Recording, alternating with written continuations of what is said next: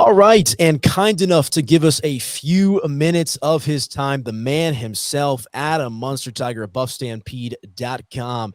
And always great to chat with him each and every week right here on the Sko Show. And Adam, big game coming up for Colorado this weekend with their reintroduction to the Big 12. But before we talk about that matchup against Baylor, I got to get your opinion on the Rocky Mountain Showdown. Colorado taking care of business against Colorado State. CSU's offense was virtually unable to move the ball after the first quarter. Thought they did some good stuff. Defensive line looked good. Shador and company looked good. What was your overall reaction and opinion of the Rocky Mountain Showdown for the Buffs?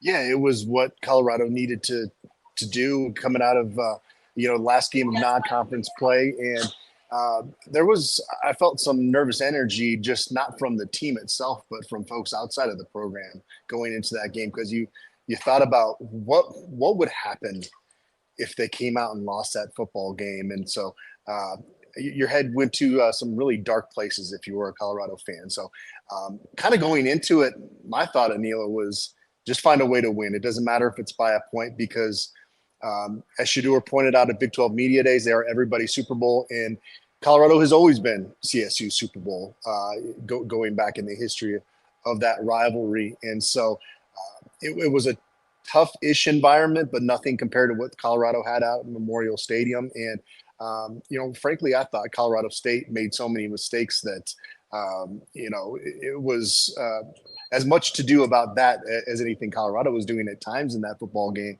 And that's why I think the score got a little bit more lopsided. Had Colorado State played a clean football game, that had a chance to, go down to the wire, a little bit more so than it did. So it was both looking at Colorado State and saying that program's in trouble. They don't have an identity in year 3 of Jay Norvell, and I don't know when it's going to happen, but I think at some point they're going to need to make a change there, because I don't think that program is on the right trajectory. And I understand Torrey Horton was hurt and that didn't help, but on the other side of it, it was okay. Colorado took care of business and wasn't great on the ground, but just to see a few of those runs from Augusta and Michael Welch, after really seeing very little production on the ground game the first 2 games, had to make you feel Canvas Stadium feeling pretty good if you were a Colorado fan.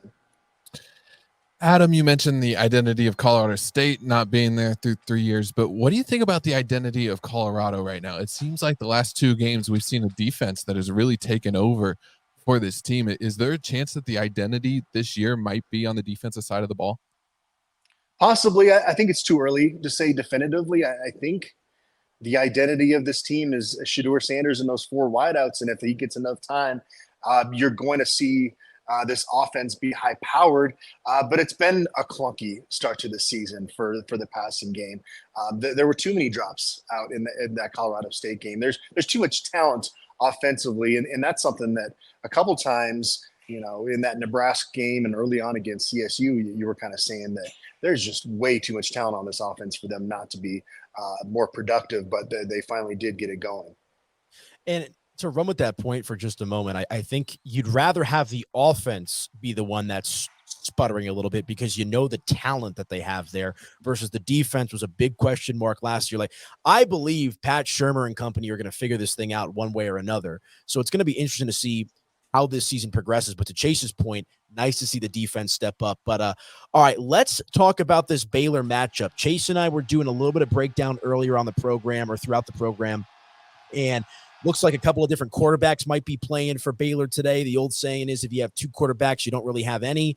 How do you view this matchup with a 2-1 Baylor team coming to Folsom Field? There are still some things about Colorado that we don't quite know about them yet, but I feel like we have a better grasp of Colorado than we do Baylor at this point. Their schedule has been all over the place early on this season. Tarleton State, did I pronounce that correctly, was their opener.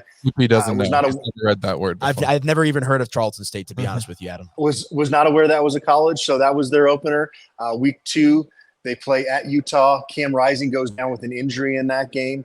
Utah is still able to win it fairly convincingly. It wasn't a blowout by any stretch. And then last week, Baylor hosts Air Force, which I think those of us that have kind of paid a little bit of attention to Air Force realize this is not one of the better teams they've had down there in quite some time. But that was a 6-3 game at halftime.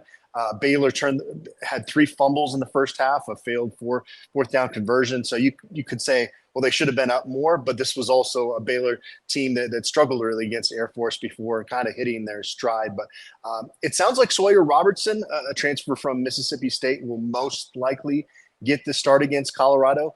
They came into the season with Daquan Finn as their starter. He was a first-team all-conference guy at Toledo last year, but he's been dealing with an injury. And so it sounds like Robertson's going to be the guy there. And he's a decent quarterback, but if you're doing quarterback rankings of Big 12 quarterbacks, he's going to be pretty low on that list. So Coach Prime said they're going to prepare for both guys. I think Colorado's defense is going to have another strong week. The question is, now Colorado offensively going against that Baylor defense that's been pretty salty in the secondary. That's going to be a fun matchup to watch. Adam, I'm not sure which weather service you use, if you're more similar to Coach Prime or Matt Smith, but what are you expecting on Saturday night in terms of the weather? I use Weather Underground, and if you go to the 10-day, you can actually kind of look hour by hour, and it gives you wind and precipitation and all that. And it's been pretty accurate over the decade or so that I've looked at that. And every time I go on Weather Underground and put in Boulder, the forecast looks more grim every time I look at it. It looks like the chances of rain keep going up. And so I know the local meteorologists were having fun with Coach Prime's press conference yesterday, and a lot of them are saying there's a real good chance that this is a flat-out downpour on Saturday. So we'll keep an eye on the forecast.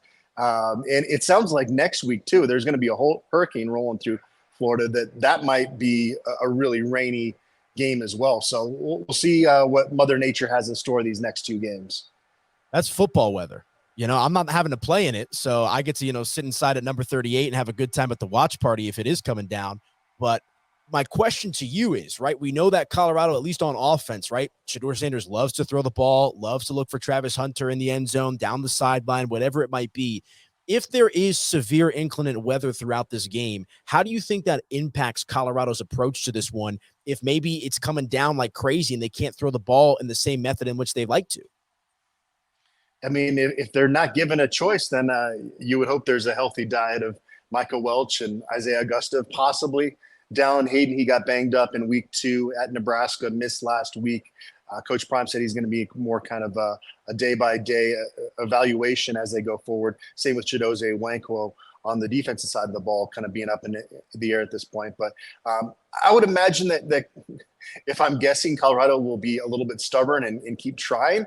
But if it's clear because of the weather that they're not able to, then, I mean, they got to do what they got to do. This will be a Baylor defense that is not stout, but also not an easy defense to run on. And again, a Baylor team that just generally has not been overly tested so far this season.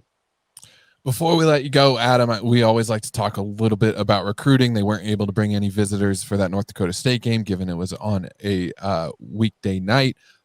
But what are you expecting in terms of visitors this weekend, and weather might play a factor in that as well? Yeah, last I heard they were planning to have some recruits on campus, and they were kind of finalizing that list. So I hope as we record this Wednesday, hopefully within the next 24 hours or so, we've got a good list to be able to put out there for folks to kind of preview who's coming on campus. I don't think it's going to be a massive recruiting weekend, but they weren't able to bring guys on really on campus that first week. It was a Thursday night. High school guys were starting up their seasons the next day. And obviously they've been on the road the last 2 weeks. So you'll see some more recruiting activity this weekend, but I don't think it's going to be their biggest recruiting weekend of the season.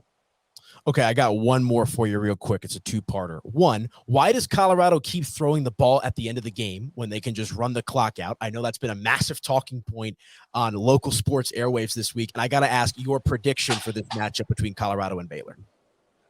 Yeah, I think what it came down to was that Colorado State was really disrespectful leading up to that football game. And, Colorado was kind of in, stat padding, trying to embarrass them a kind of phase at that point. Obviously, they could have just run the clock out. And that opens itself up to criticism for sure because but at the same time, it's 28-9. You're not going to lose the football game, right? So I have seen varying opinions on that.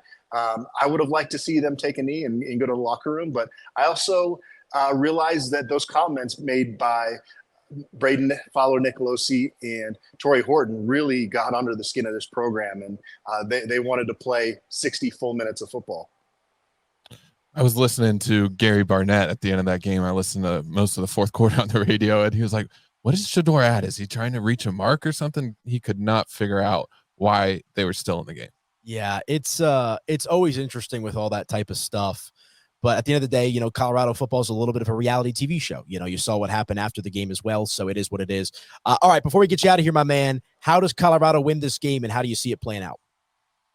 Again, I don't think this Baylor team is very tested, and the weather, we don't know how that's going to look. If it's a downpour, then I would probably change my score prediction to be a little bit lower scoring than this. But I do think Shedeur Sanders in this offense finally get it going and get out to a better start this week and semi-cruise to a 35-24 victory. Love it. Good squad stuff. Play on the under. Yeah, it's going to be a family bet on the under, I think, here at the Mile High Sports Studios. But he is Adam Munsterteiger, publisher of BuffStampede.com. Really appreciate your time as always, my friend. Should be a good one coming up this weekend, and we'll do it again next week. Thank you so much. Thanks, guys. Appreciate it.